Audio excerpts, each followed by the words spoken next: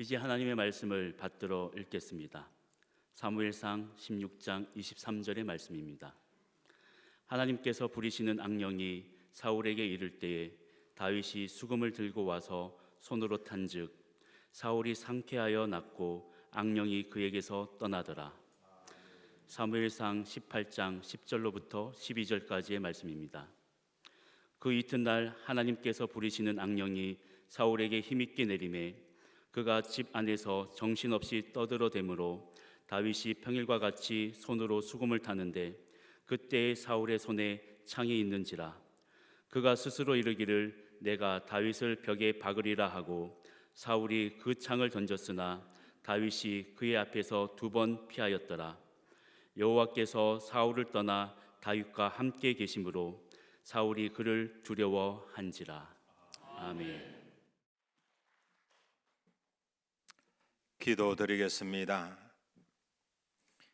하나님 아버지, 믿음으로 엘림이 찬양했을 때 어둠이 물러가는 줄로 믿습니다. 좌절이 물러가는 줄로 믿습니다. 질병이 물러가는 줄로 믿습니다. 하나님께서 엘림을 사용하신 것처럼 이제는 부족한 종이 있었사오니 부족한 종의 연약함은 십자가 은혜로 감춰주시고 말씀의 능력만이 드러나게 하옵소서. 예수님 이름으로 기도하옵나이다. 아멘.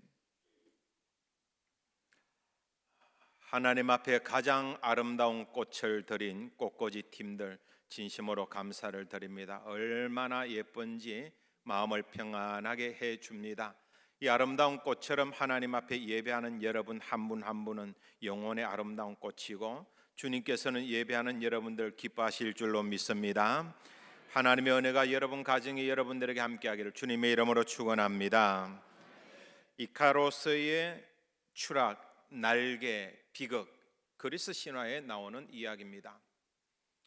아버지와 함께 에게에 있는 크레타 섬의 미궁에 갇혀 있던 이카로스는 그 아버지가 대단한 천재적인 건축가이고 발명가이고 그리고 여러 가지 것들을 만드는 손재주가 뛰어난 사람이었습니다.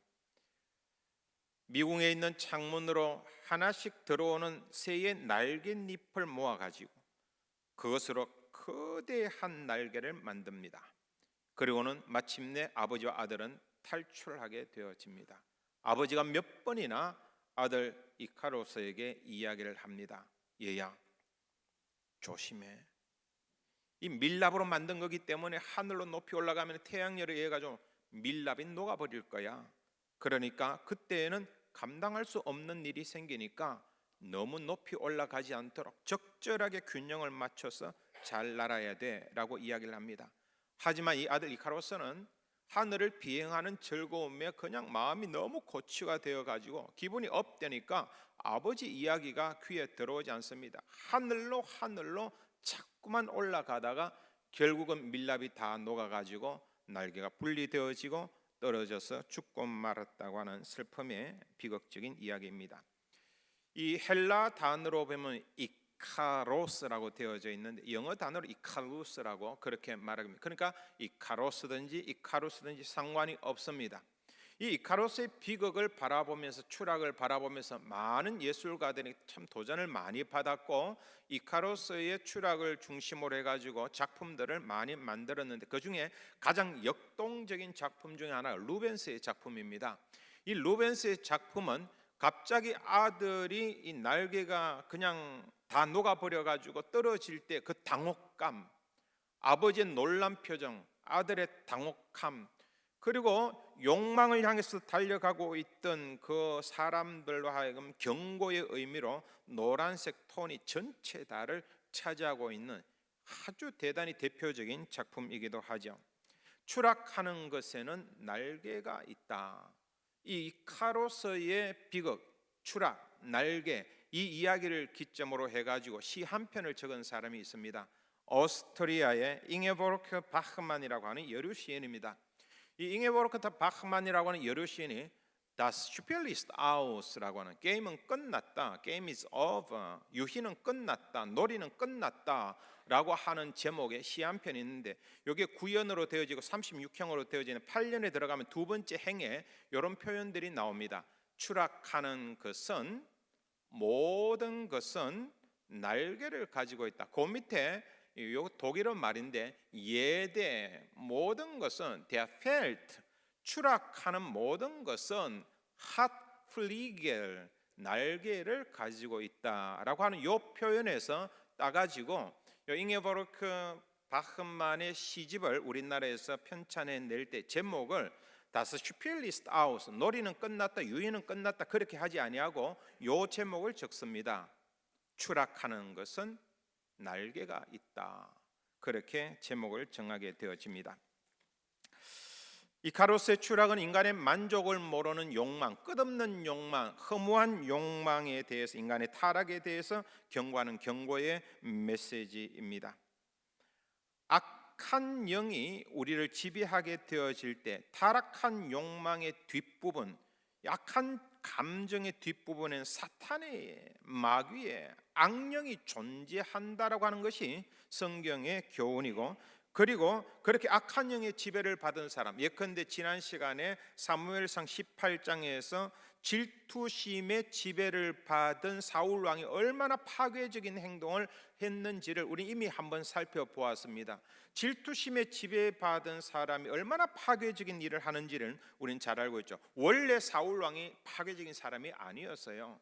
사울 왕은 하나님의 부르심을 받았고 기름 부음을 받았고 이스라엘의 초대 왕이 되어졌습니다. 대단히 준수한 사람이었고 사람들과 인정받는 매너가 있는 사람이었고 온유한 사람이고 리더십이 있는 사람이었고 지혜가 뛰어난 사람이었습니다. 그런데 그에게 유일한 단점 하나가 있어요. 그건 뭐냐 하면은 하나님의 말씀이 던져질 때마다 순종하지 않는 거예요. 외형적인 왁구는 참 좋은데 외형적인 프레임은 참 좋은데 외형적인 조건은 너무나도 좋은데 딱 하나 단점이 하나님 말씀에 순종하지 않으니 자기 마음대로 합니다. 이게 치명적인 단점이 되어가지고 하나님께서 촛대를 옮기십니다. 사울 왕에게서 다윗으로 촛대를 옮깁니다. 사울 왕은 이제 왕위에서 폐위가 되어지게 되고 다윗이라고 하는 사람의 기름 부음을 받아가지고 이스라엘의 왕으로 새로 등극하는 일이 나타나게 될 겁니다. 바로 그때에 하나님의 영이 떠난 자리에 악령이 들어갔더라. 악령이 들어간 그 사람에게 번뇌의 병이 나타나게 되는데 이 번뇌라고 하는 것은 우울증의 모습이고 정신착란증의 모습입니다. 사울 왕에게 악령이 들어가니까 우울증이 극심해지고 정신착란증의 증세가 나타나게 되어지더라. 어떤 방법을 써도 치유하는 방법이 없더라. 그런데 다윗이 나타나가지고 수금을 켜니까 악령이 물러가더라. 이게 전반부의 내용입니다. 사무엘상 16장 23절을 한번 보시면은 우리 다 같이 한 목소리 한번 읽어봅니다. 하나님께서 부리시는 악령이 사울에게 이를 때에 다윗이 수금을 들고 와서 손으로 탄즉 사울이 상쾌하여 낫고 악령이 그에게서 떠나더라. 아멘. 하나님께서 부리시는 악령 여러 번 등장하죠. 욥기에도 등장합니다. 여러분 오해하지 않았으면 좋겠어요. 이 말은 약간 부정적으로 전달되어지기 때문에 우리가 부정적인 감정을 줍니다. 히브리 문학적인 용법이에요. 히브리의 전형적인 용법 중에 하나가 하나님이 부리시는 악령. 그 말은 무슨 소리냐면은 우리의 육체의 세계든지 물질의 세계든지 영의 세계든지 모든 피조의 세계를 주관하시고 다스리시는 분은 하나님이라는 뜻입니다. 그래서 이런 표현들이 나타날 때는 주권이 하나님에게 있구나, 하나님은 전능하신 분이구나, 하나님은 다스리시는 분이구나 하고 그 다음에 해석을 나가면 훨씬 더 이해하는 데 도움이 될 겁니다. 하나님은 피조 세계를 다스리시는 분입니다. 그런데 그 하나님께서 사울에게서 떠나가셨을 때에 악령이 그 자리를 차지하게 되어졌다. 그런데 다윗이 수금을 켜니까 악령이 물러가더라. 이 음악 치료학이라는 게 있어요. 뮤직 테라피라고 하는 건데 음악을 매개체로 해가지고 사람의 정서와 사람의 육체에 아주 건강하고 긍정적인 효과를 불러일으키는 것을 학문적으로 연구하는 것을 이야기합니다. 우리나라는 1997년에 숙명여대 대학원에 음악치료학과가 처음으로 들었었고 지금은 전국의 22개 대학교에 대학 혹은 대학원 학과에 이 과목이 개설되어져 있습니다. 정말 음악이 사람을 치료하는가? 치료합니다. 그래서 음악 치료하기 위해서 제일 먼저 언급하는 게 뭐냐면 오늘 본문이에요. 사무엘상 16장 23절. 다윗이 수금을 타니까 악기를 연주하니까 악령이 물러가더라. 치료의 효과가 있더라 하는 겁니다. 자, 음악 치료학의 입장에서 한번 생각을 해봅시다. 심리학상으로 좋은 음악을 들으면 마음에 평안이 있죠. 마음에 감동이 있습니다. 병이 물러가기도 합니다. 어느 정도 효과를 거두게 되어집니다. 기독교만 그럴까요? 그럼 불교에서는요? 샤머니즘은요? 아프리카의 사람들은요? 음악 사용합니다. 그럼 음악 치료가 갖고 있는 것은 무한한 가능성이 있지만 단점이 있다는 거죠. 영적인 것은 어떻게 할 수 없다는 겁니다. 무슨 소리냐? 음악이 우리의 감정을, 우리의 정서를, 우리의 내면을 어느 정도 편안하게 하고 치료의 효과, 일시적인 방편으로 치료의 효과는 주어지지만 죄의 문제는 해결하지 못한다는 거예요. 그러면 오늘 23절에 나타나 있는 다윗이 수금을 탈 때에 사울에게서 악령이 떠난 건 뭐냐? 나중에 16장 13절에 보면은 이제 하나님의 부르심을 받아가 사무엘이 다윗에게 기름 부음을 하는 장면이 나타나는데, 기름 부음을 할 때 성령의 임재가 나타납니다. 성령이 충만한 다윗이 음악이라고 하는 매개체를 사용할 때 역사가 일어나더라 하는 겁니다. 오늘 엘림 찬양대가 아름다운 찬양을 했습니다. 찬양대와 세상의 합창단 차이가 어디에 있을까요? 합창단도요, 극도의 절제를 표현합니다. 우리도 오늘 강약을 보셨잖아요. 너무너무 아름다운 음악을 만들잖아요. 완벽한 하모니를 만들면 감동이 됩니다. 전율이 오릅니다. 하지만 죄 문제는 해결하지 못하는 거예요. 찬양은 뭐가 차이 납니까? 왜 찬양대는 준비할 때 기도로 준비하는 겁니까? 마칠 때 기도로 마치는 겁니까? 찬양대는 플러스 믿음이라고 하는 게 있어요. 신앙 고백이라고 하는 게 있어요. 찬양은 아름다운 음악을 만듭니다. 그래서 하나님께 영광을 돌립니다. 이것이 믿음이 기초가 되어지고 신앙이 기초가 되어지고 하나님께서 이 음악을 사용해서 어둠의 세력을 물리쳐 주시는 줄로 믿습니다. 질병이 물러가는 줄로 믿습니다. 암흑이 물러가는 줄로 믿습니다. 그래서 믿음으로 엘림 찬양대가 찬양을 할 때 연약한 자들, 절망하는 자들, 좌절하는 자들이 힘을 얻게 되어지고 용기를 얻게 되고 병든 자들이 찬양을 듣는 가운데 치유의 역사가 나타나는 거예요. 그건 왜? 하나님께서 성령의 역사로 사용하시는 겁니다. 세상의 지휘자들은 이걸 몰라요. 그러니까 자꾸만 화음으로 나아갑니다. 하지만 우리는 이걸 압니다. 그래서 화음과 더하여서 믿음의 녹아짐이 있는 거예요.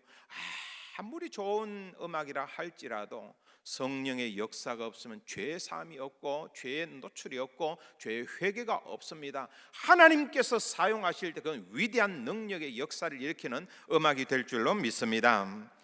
질투에 사로잡힌 사울, 안타까운 일입니다.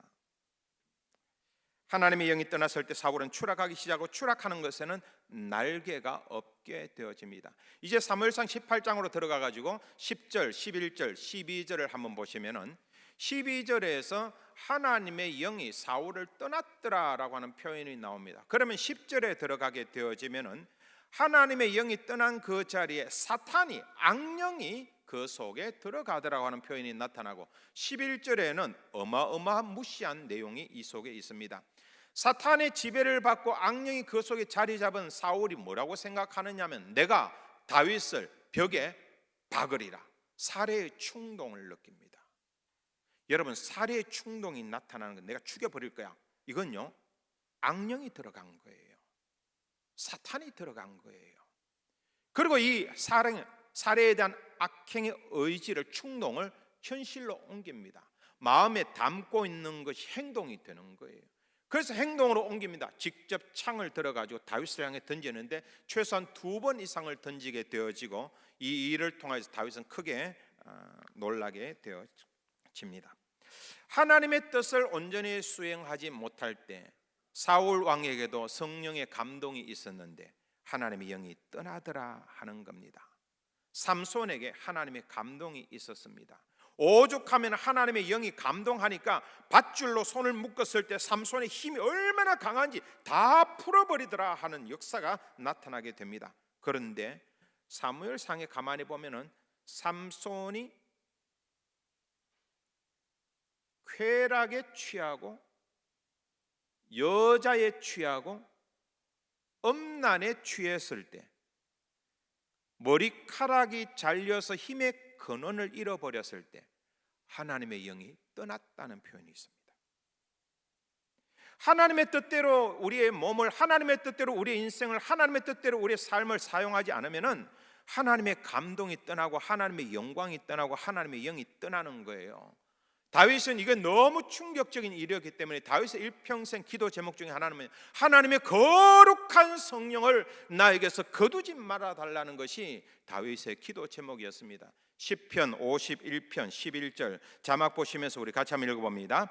나를 주 앞에서 쫓아내지 마시며 주의 성령을 내게서 거두지 마소서. 아멘. 이 다윗의 기도가 여러분에게도 있기를 바랍니다. 사탄은 오늘도 끊임없이 하나님의 백성들을 미혹합니다. 어떻게 하면 우리 속에 들어와서 자리를 잡을까? 미혹하고 또 미혹합니다. 신방을 하다 보면은 많은 분들이 옛날에 뜨거웠던 신앙을 회복하고 싶다는 이야기를 하십니다. 어떻게 하면은 옛날에는 기도를 했는데, 옛날에는 예배를 드렸는데, 옛날에는 봉사를 했는데 너무 기쁘게 했는데 지금은 그 기쁨이 없습니다 라고 하는 사람들에게 어떻게 하면 회복이 일어나는가? 간단하죠. 사모함이 있어야 돼요. 은혜를 사모하고 하나님을 신뢰하고 하나님의 임재에 대한 간절한 소망이 있어야 됩니다.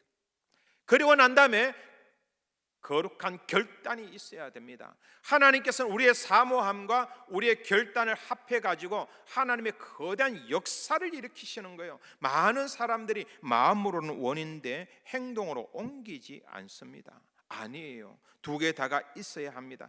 조금이라도 틈을 주면은 그 자리에는 사탄이 들어가게 되는 셈입니다. 누가복음에 보면은 이러한 예가 나타납니다. 누가복음 22장 3절에 보면은 12 중에 하나인 예수님의 제자군 중에 하나인 가룟인이라 부르는 유다에게 사탄이 들어갔다. 놀라운 것은 사탄이 들어가고 나니까 예수님의 제자가 예수님을 팔아먹을 생각을 하더라 하는 겁니다. 이게 사탄이 하는 일이에요. 사탄이 우리 속에 들어오게 되어지면은 추락하는 인생에는 날개가 없습니다. 우리 한번 따라해 볼까요? 추락하는 것은 날개가 없다. 추락하는 것은 날개가 없다. 사울왕이 하나님의 부르심을 받을 때는 얼마나 대단했으면 승승장구합니다. 한나라의 왕이 되었습니다. 하나님께 기쁨이 되었습니다. 하지만 그가 교만하여서 하나님 말씀에 순종하지 않을 때 하나님의 영이 떠나버렸고 그 다음부터는 추락하는 인생이 되어졌는데 날개가 없습니다. 비참한 죽음으로 끝납니다. 홈리와 비느하스, 하나님의 위대한 사람입니다. 거룩한 제사장입니다. 법궤를 관리하던 사람들이었습니다. 그 놀라운 일을 하던 사람들이 탐욕에 물들고 나니까, 여인에 물들고 나니까, 쾌락에 물들고 나니까 그 인생이 추락하는 인생이 되어지는데 날개가 없습니다. 얼마나 비참하게 죽는지 모릅니다. 가룟 유다, 사탄이 그 속에 들어오니까 추락하는 인생이 되어집니다. 예수님의 12 제자만 될 때만 하더라도 모든 제자군들의 재정 담당자가 가룟 유다였어요. 인정받는 사람의 똑똑한 사람이었습니다. 12 제자 가운데 가장 똑똑한 사람이었어요. 근데 그 속에 사탄이 들어오니까 추락하는 인생이 되어지고 마지막이 얼마나 비참한 비극이었는지 우린 잘 알지 않습니까? 추락하는 것에는 날개가 없습니다. 하나님 믿는 사람들에게 하나님의 영광이 떠나버리면 아무것도 아니에요. 하나님 믿는 여러분들에게서 하나님의 영광이 떠나버리면 그건 저주와 마찬가지입니다. 저는 일평생 여러분에게서 하나님의 영광이 떠나지 않기를 바랍니다. 여러분의 가정에서 하나님의 영광 떠나지 않기를 바랍니다. 요절한 시인 이상이라고 하는 분이 있어요. 이분의 소설 가운데 날개라고 하는 소설이 있는데 마지막 부분에 보면 이런 표현이 나옵니다. 날개야 다시 돋아라. 날자, 날자, 날자. 한 번만 더 날잡구나. 한 번만 더 날잡구나. 살다 보면은 누구든지 추락의 순간을 경험할 때가 있습니다. 롤러코스터를 타고 쭉 올라갑니다. 마지막 정점에 올라간 롤러코스터는 내려가게 되어 있습니다. 그렇게 추락할 때 마음의 평안을 가지십시오. 아무리 말해도 평안이 안 돼요. 평안할 수 있는 이유가 어디에 있습니까? 안전장치, 안전바 때문이에요. 추락하는 사람에게 마음의 평안을 가지십시오. 자녀들이 망해가는데 마음의 평안 가지십시오. 죽어가는데 마음의 평안 가지십시오. 이게 위로가 안 돼요. 추락하는 것에는 날개가 없거든요. 그런데 만약에 날개가 있다라고 가정을 해봅시다. 힘 있는 날개가 있다면 추락하는 것은 무섭지 않습니다. 날개를 사용하면 되니까. 이 살아온 기적, 살아갈 기적이라고 하는 책의 저자 장영희 교수는 소아마비 환자입니다. 암 환자입니다. 전이가 되었습니다. 사람들이 불쌍히 여깁니다. 저 사람 무슨 죄를 저질러가지고 저렇게 소아마비 환자로 그냥 평생을 장애인으로 살아가고 거기다가 또 암까지 걸려가지고, 그런데 이 사람은 너무 마음이 평안한 거예요. 그 살아온 기적, 살아갈 기적의 마지막에 보면 그가 이렇게 이야기합니다. 지금까지 살아온 것이 하나님의 은혜였고 기적이었다면 앞으로 살아가는 것도 하나님의 은혜요 기적이라고 이야기하면서 하나님은 다시 일어서는 법을 가르치기 위하여 넘어뜨린다라고 하는 표현을 사용을 합니다. 추락하는 인생, 누구에나 추락의 때가 있습니다. 하지만 날개가 있다면 다시 날아오를 수가 있습니다. 우리 한번 따라해 볼까요? 추락하는 것은 날개가 있다. 추락하는 것은 날개가 있다. 요셉, 정말 사랑받았던 존재인데 형들의 배신을 받습니다. 사람들의 배신을 받습니다. 점점 추락하는 인생이 되어집니다. 나중에는 감옥에 들어가게 됩니다.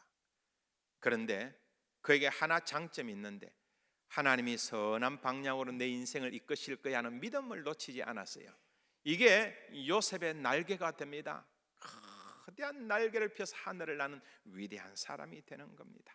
다윗, 한 나라의 왕이 되었습니다. 목동, 양치던 목동이 한 나라의 왕이 되었습니다. 그런데 그만 권력을 가지게 되어지는 순간 여자의 눈이 돌아가는 그 순간 음란죄를 저지르고 이걸 커버하기 위해서 살인죄를 저질렀습니다. 추락하게 되지만 그 결과물로 아이가 죽게 됩니다. 다윗은 통회자복합니다. 시편 51편에 보면은 눈물을 너무 많이 흘려가지고 회개하는데 그 눈물이 침상을 가득 적실 정도로 회개의 눈물을 흘리고, 이 회개의 눈물이 다윗에게는 거룩한 날개가 됩니다. 다시 회복하게 되어지는 셈이죠. 베드로, 예수님의 수제자입니다.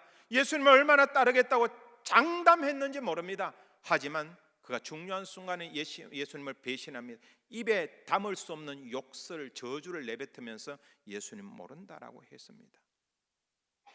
그리고 난 다음에 새벽마다 다구는 소리 들을 때마다 얼마나 가슴이 미어지는지, 그래서 베드로는 새벽마다 눈물 흘리고 새벽마다 하나님 앞에 통회자복을 합니다.